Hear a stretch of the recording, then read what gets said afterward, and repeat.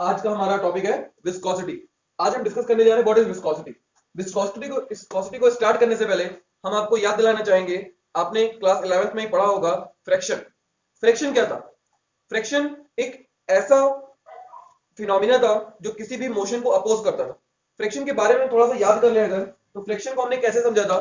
Fraction में हमने समझा था कि अगर हमारा कोई सरफेस है और इसके ऊपर कोई एक बॉडी जिसका मास m है वो रखी हुई है, ठीक है, और जैसे ही इस बॉडी को कहीं से एक्सटर्नल फोर्स अप्लाई होता है और ये बॉडी चलना शुरू करती है, तो क्या कहानी होती है इसको हम समझते हैं।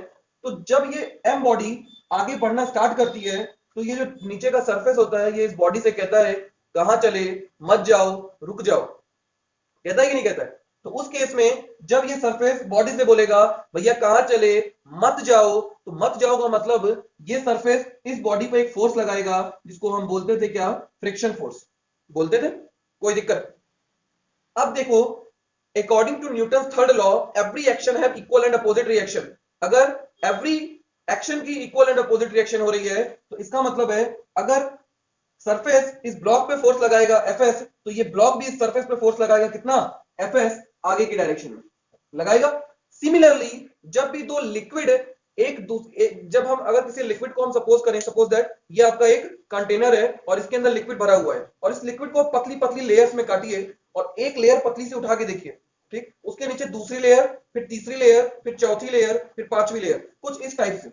लेट अस सपोज ये एक लिक्विड की एक लेयर है, फिर ये दूसरी लेयर, फिर ये तीसरी layer, fourth layer, fifth layer, इस तरीके से हैंड्स ऑन ये कुछ इस तरीके की सिस्टम दिखाई दे रही है। बोलिए, बात समझ में आती है? अगर ये हमारा कुछ इस टाइप का एक लेयर से बना हुआ कंटेनर है जिसके अंदर ऊपर वाली लेयर अचानक से चलना स्टार्ट की किसी वेलोसिटी v से।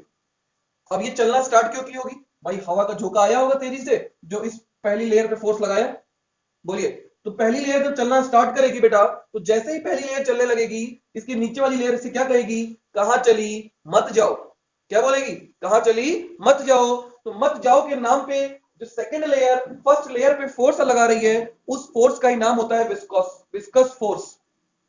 और जिस प्रॉपर्टी की वजह से ये फोर्स लग रहा है उस प्रॉपर्टी को बोलते हैं विस्कोसिटी। तो what is the viscosity? It is the property between two layers by which the layer oppose the relative motion between us। ये एक टाइप की क्या है? प्रॉपर्टी है लिक्विड की जिसकी वजह से दो लेयर एक दूसरे का मोशन को अपोज करती हैं। कैसे करती हैं ये आपको समझ में आ गया होगा। क्या बोला मैंने?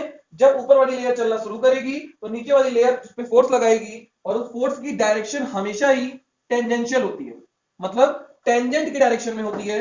अगर पहली लेयर के किसी पॉइंट पे हम टेंजेंट ड्रॉ करें तो उस टेंजेंशियल डायरेक्शन में एक फोर्स लगेगा F और जिसकी वजह से ऊपर वाली लेयर थोड़ा धीमे चलेगी, फिर उसके नीचे वाली लेयर। अब देखो क्या होगा, जब ऊपर वाली लेयर चलना स्टार्ट की, नीचे वाले ने कहा मत जाओ, उसने फोर्स लगाया अपोजिट डायरेक्शन में। According to action and reaction forces, ऊपर वाली लेयर नीचे वाली लेयर से कहेगी तुम भी चलो, तो वो इसमें फोर्स लगाएगी आगे की डायरेक्शन में, तो जिसकी वजह से नीचे वाली लेयर भी चलना स्टार्ट करेगी, लेकिन उसकी वेलोसिटी ऊपर वाले से कुछ कम होगी। धीरे धीरे धीरे धीरे वेलोसिटी कम होती जाएगी और एक टाइम बाद आपको वेलोसिटी क्या दिखाई देगी? जीरो दिखाई देगी। कहने का मतलब है कि अगर ऊपर वाली लेयर की वेलोसिटी v थी तो नीचे वाली लेयर की वेलोसिटी उससे कम, फिर उससे कम, फिर उससे कम, कम कम कम, और एक टाइम आएगा कि लास्ट में जो लेयर्स होंगी उनकी वेलोसिटी क्या हो जाएगी? जीरो हो जाएगी। क्यों जीरो हो जाएगी? क्योंकि जैसे जैसे हम डेप्थ में बढ़ते जाते हैं वैसे वैसे वेलोसिटी घटती जाती है और डिस्टेंस के साथ साथ वेलोसिटी के घटने को, the decrease in velocity with respect to distance is known as velocity gradient. तो यहां से एक टर्म हमने नया जाना, क्या? Velocity gradient.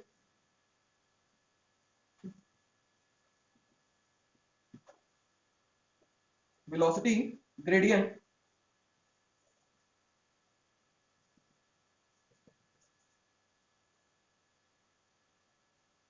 वेलोसिटी ग्रेडियंट किसे कहते हैं? The change in velocity with respect to distance dv by dx, और ये घटने को बोलते हैं the decrease in velocity with respect to distance is known as velocity gradient. तो इस क्वेश्चन में या इस टॉपिक में क्या हो रहा है? वेलोसिटी डिस्टेंस के साथ धीरे धीरे धीरे धीरे धीरे धीरे करते करते खत्म हो जा रही है, लास्ट में क्या दिखाई दे रही है? जीरो दिखाई दे रही है। विस्कोसिटी है क्या? Viscosity is the property by which a friction arises between two layers of liquid. Is known as viscosity. और विस्कस फोर्स किसे कहते हैं? ये तो हमारी विस्कोसिटी हो गई, और यहां पे एक टॉपिक और आएगा, क्या? Viscous force. So what is viscous force? It is a type of friction which act between two layers of liquid. ये क्या होता है? It is a type of friction which act between two layers of liquid. कोई दिक्कत? और एक बात और याद रखिएगा, it is always act tangentially direction. It is always acts in the tangentially direction, in the tangent. TIAL. बोलिए, कितनी बात समझ में आती है? कहने का मतलब है विस्कोसिटी क्या थी? Viscosity is the property of fluid by which it oppose the relative motion between two layers. What is viscous force? It is a type of frictional force which arises in between the two layers of a liquid. Velocity gradient क्या होता है? It is defined by minus dv by dx. The change in velocity with respect to distance is known as velocity gradient. बोलिए, चलिए लिखिए, heading डालिए. क्या कह रहे बेटा? चलिए लिखिए, हेडिंग डालिए, विस्कोसिटी. What is viscosity? अच्छा एक सेकंड, अगर इसको हम समझ रहे हैं तो हमने विस्कस फोर्स देखा क्या? It is a type of force which act between two layers of a liquid. अगर two layers of a liquid के बीच में ये फोर्स F लग रहा है तो विस्कस फोर्स क्या होगा? धीरे धीरे कम होता जाएगा. क्यों? क्योंकि वेलोसिटी ग्रेडियंट जो है वो लगातार क्या हो रहा है? डिक्रीज हो रहा है. वेलोसिटी हमारी लगातार डिक्रीज हो रही है लेयर के अंदर. हो रही है कि नहीं हो रही है? तो इसका मतलब हम लिख सकते हैं कि जो फोर्स होगा वो डायरेक्टली प्रोपोर्शनल होगा किसके? वेलोसिटी ग्रेडियंट के. होना चाहिए कि नहीं होना चाहिए? और साथ ही साथ हम ये भी लिख सकते हैं कि जितनी ज्यादा बड़ी लेयर होगी उतना ज्यादा फ्रिक्शनल फोर्स आएगा. भाई फ्रिक्शन किस पे डायरेक्टली डिपेंड करता है? एरिया, क्रॉस सेक्शन एरिया पे, जितना कांटेक्ट एरिया होता है. तो अगर हमारी लेयर का क्रॉस सेक्शन एरिया ज्यादा बड़ा होगा उस पर ज्यादा विस्कस फोर्स लगेगा. तो viscous force is also directly proportional to what? Area of the layer. जो हमारी लेयर की सरफेस एरिया होगा उसके क्या होगा? डायरेक्टली प्रोपोर्शनल होगा कि नहीं होगा? और जब इन दोनों को हम कंबाइन करेंगे तो यहां से हमारा viscous force is directly proportional to आएगा minus A dv by d x. और जब हम इतिहास गवाए, जब जब प्रोपोर्शनैलिटी हटाए तब तब दो चीजें आती हैं, नंबर एक इक्वल और नंबर टू कांस्टेंट. तो यहां से बैठाएगा F is equals to eta minus eta. चलिए देखिए, यहां से हम एक फॉर्मूला लिख सकते हैं, ईटा इज इक्वल्स टू, अपना टॉपिक क्या है? Coefficient of viscosity.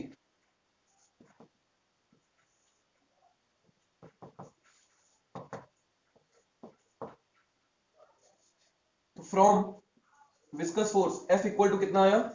Minus eta into d into A into dv by d x आया.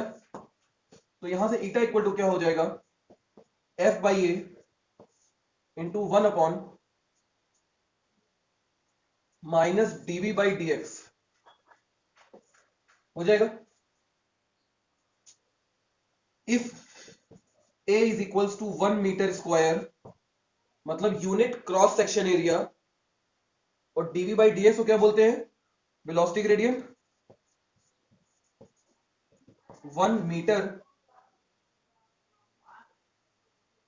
पर सेकेंड स्क्वायर पर metre, this is unit of velocity and metre. ये कबाड़ी वाले को भी अभी आना था.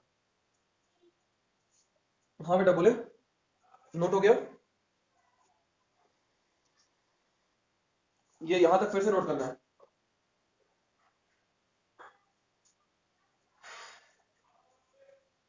चलिए लिखिए इसके अंदर, coefficient of viscosity of a liquid, coefficient of viscosity of a liquid may be defined as the tangential viscous force. The coefficient of viscosity may be defined as the tangential viscous force. The tangential viscous force required to maintain a unit velocity gradient. Required to maintain a unit velocity gradient unit velocity gradient between its two parallel layers of each unit cross section area, between two parallel layers of each unit cross section area. बोलिए note हो गया, कभी कभी paper में पूछता है. And the SI unit is decapoise. Decapoise note कर लीजिएगा बेटा इसको. CA डेकापॉइस. और 1 डेकापॉइस इक्वल टू होता है 10 पॉइस. याद रखिएगा रिलेशन. 1 डेकापॉइस